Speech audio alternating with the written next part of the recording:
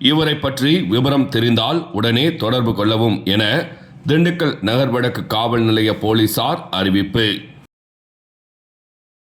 திண்டுக்கல் அரசு மருத்துவக் கல்லூரி மருத்துவமனையில் உள் நோயாளியாக சிகிச்சையில் இருந்தவர் உயிரிழப்பு. இவரது ஊர் பெயர் தெரியவில்லை.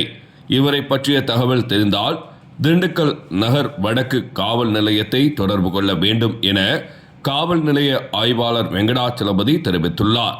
மேலும் தொடர்புக்கு திண்டுக்கல் நகர் வடக்கு காவல் நிலையம் 9491013535, காவல் ஆய்வாளர் 9047662266, சார்பு ஆய்வாளர் 9344847929 ஆகிய எண்களின் தொடர்பு கொண்டு தெரிவிக்கலாம் என போலீசார் தெரிவித்துள்ளனர்.